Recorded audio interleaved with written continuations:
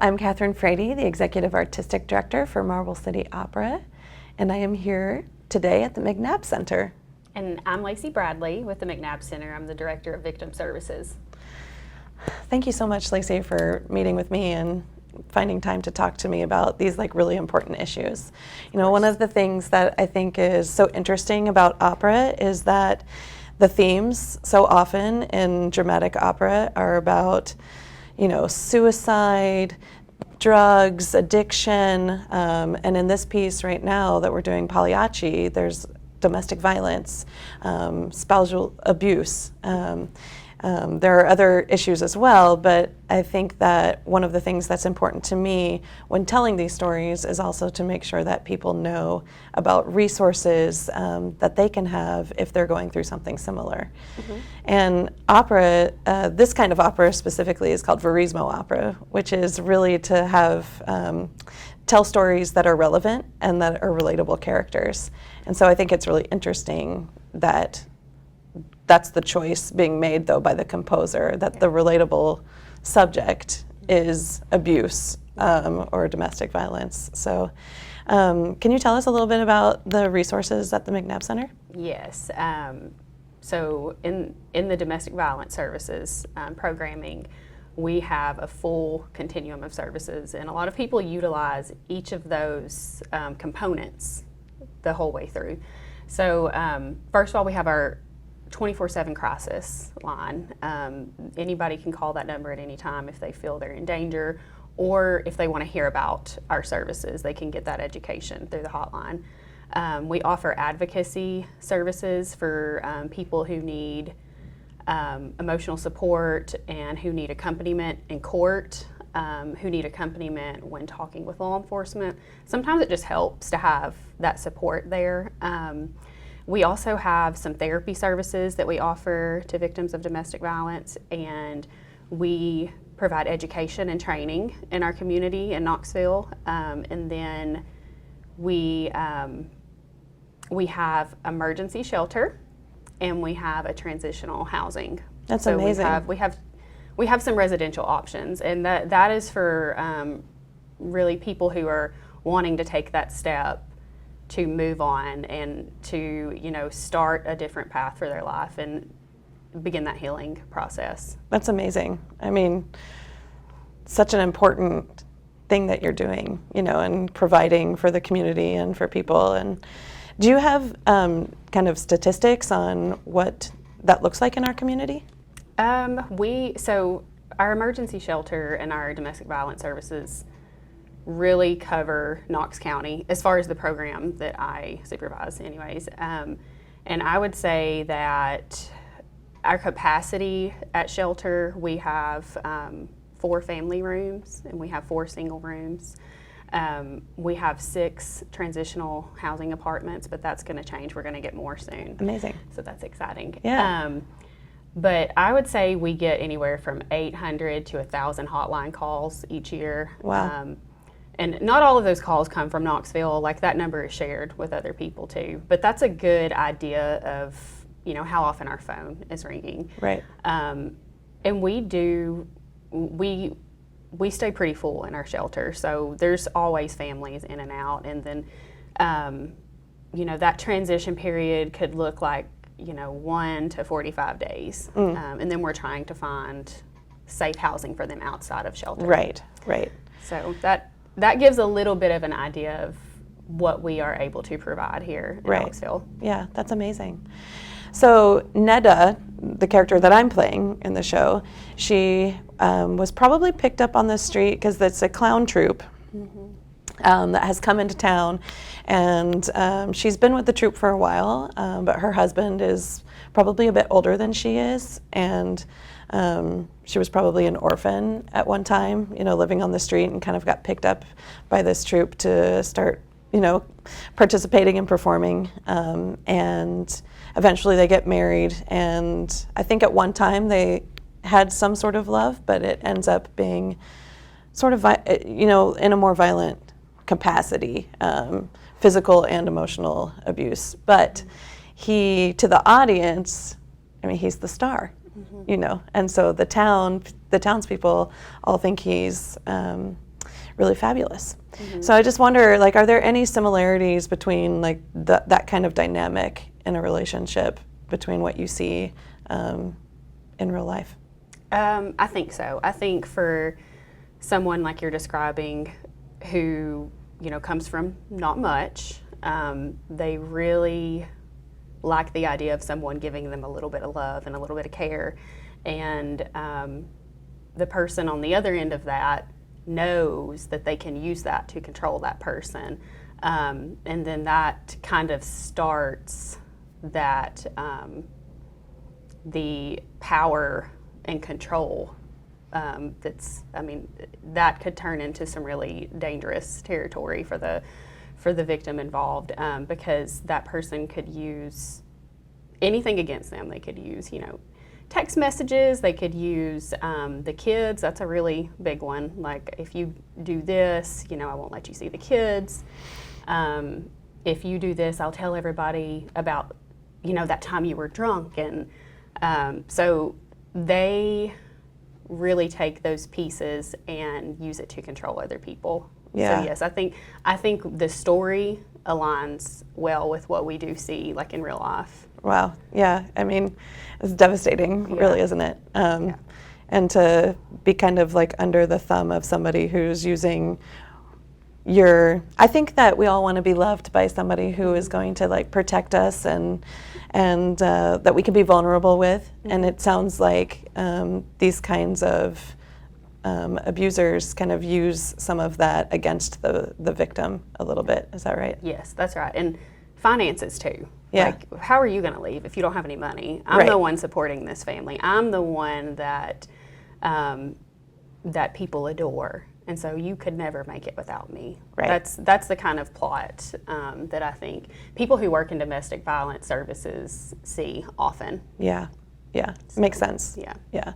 So how, as a victim of that, how would you suggest someone, first of all, I guess, realize that they're in that situation and that there is like help for them and that what they're feeling is valid? Yeah, I think when someone has to be fully ready to leave that situation, and I think some good indicators of being in an abusive relationship would be dissociation from, whatever is or was a normal routine before, isolating either by choice or by force. I think, once you don't have family members, you don't have friends to communicate with, the sadness creeps in. That's when a lot of people will turn to drug use and drug abuse and alcohol use. So I think all of those things together would be a good indicator. Like, also no sleep. Right. The things you don't really think of. And I think that's why it's so important for us to do our assessments on the front end, because some people don't even realize that they're in that abusive situation. Right. And so we do all of the, we'll do a danger assessment. We will do a suicide rating scale. We'll do a crisis plan and all those things to help people understand, maybe I am being abused and this isn't right. Right. And so someone could get those services by talking to an advocate. I see. Yeah. Yep. And how do they come in contact with an advocate? Do they have to take the first step, or? Yeah, I think calling our hotline Yes. is always the best way to just start that process. You can call and tell them, exactly what you're going through, and that person can help guide what may be the next fit for you. And you don't have to give you don't have to give a phone number, you don't have to give a name. You don't have to tell them anything about you. You can call our hotline and be completely anonymous and just get resources that way. That's amazing. So yes, yes, I'm proud that we have that. Yeah. And like I said earlier, 800 to 1,000 calls a year is pretty significant, especially if you're just accounting for Knox County. Right.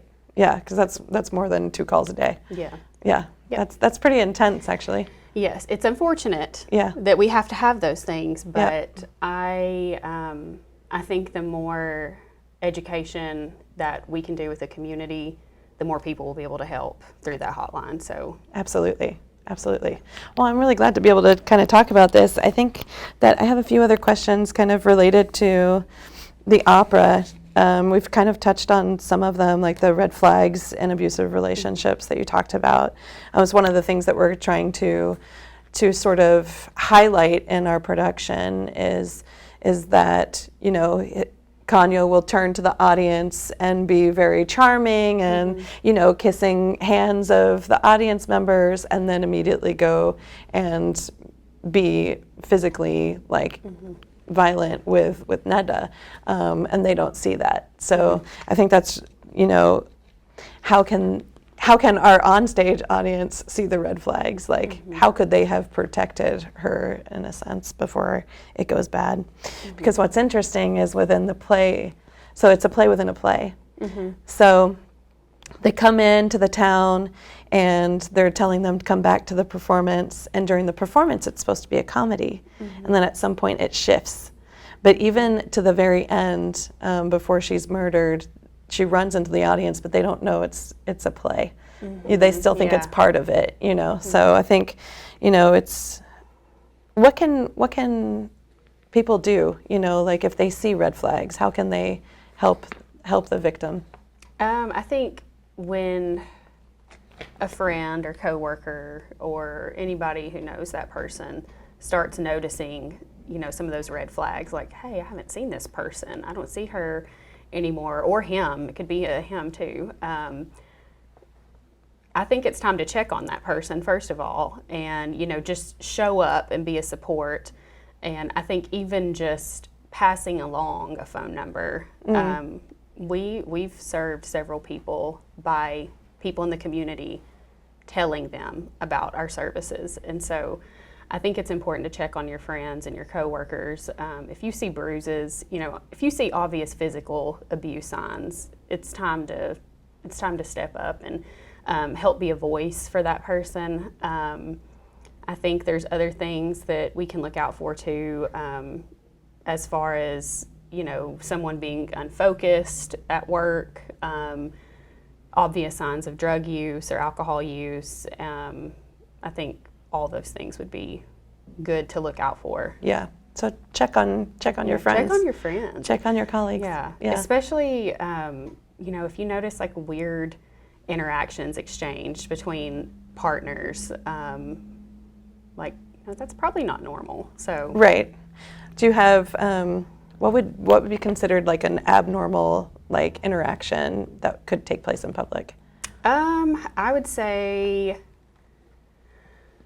not letting a person speak for themselves. Sometimes you could notice one person look into their spouse before they answer something, trying to make sure they answer the correct way. Yeah.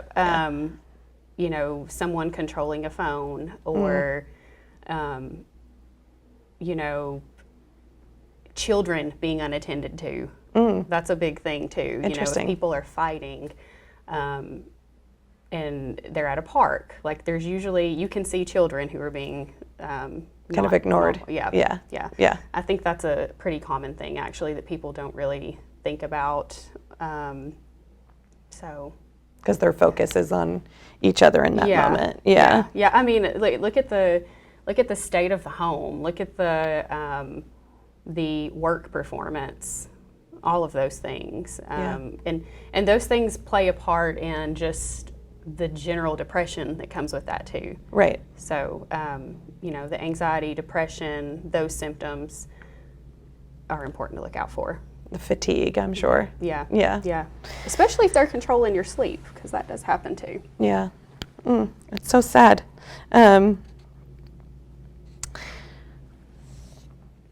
We've talked about the tools a little bit, and the phone, the hotline. Do you think that theater showcasing these kinds of events, do you think that is a positive thing, or do you think it's a negative thing? Do you think there's a way that theater companies, opera companies can produce these kinds of classical works in a way that's relevant to today, and also not glorify what's happening on stage, but allow space for people to actually know what their resources are, I guess. Yeah, I think it's a positive thing. Yeah. I mean, I think that if nothing else, it provides awareness that these things are actually happening. And while someone viewing the opera might have a completely normal life, it may help them realize, maybe one of their friends could be struggling with something like this. Awareness is always a good thing, especially when people, like violence and people getting hurt, people dying, those are some serious things that are happening. So I think anything you can do to promote the awareness that those events occur is good. Yeah. Yeah. Awesome. Well, this has been such a great conversation. Is there anything else that you think that people should know about the McNabb Center or resources? I know we've talked about the hotline and ways that people can kind of see potential clues that they may have a colleague or friend going through it, but is there anything else? I think, victim services is its own division, but you may know the McNabb Center has other divisions too, and we do really try to work with the people that come to us to make sure that they do get that full continuum of services. So if they need, if they need to go through a recovery program for drug use or drug abuse, we can make referrals for that. We always try to do the resource linkage and just provide next steps. We want people to leave with a goal plan, a treatment plan. Like, we don't want to just send people back out into the unknown. So we're going to work to make sure that they have everything they need from the moment they make that first phone call. So I just want everybody to know that we have all of the resources, and our goal is to just make sure that each of our clients are safe and healthy. That's amazing. I love that you have like a support system in place that can help people, take the next step and really move on with their life and get things back together in a way that's healthy for them. So that's really amazing. Yes, Yeah. I think so. Yeah. Well, thank you so much for talking to me about this.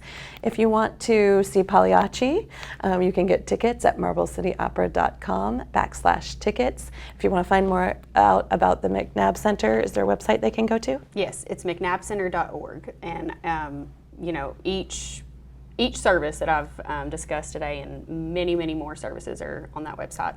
Wonderful. Thank you so much for talking to me. Thank you for having me. Absolutely.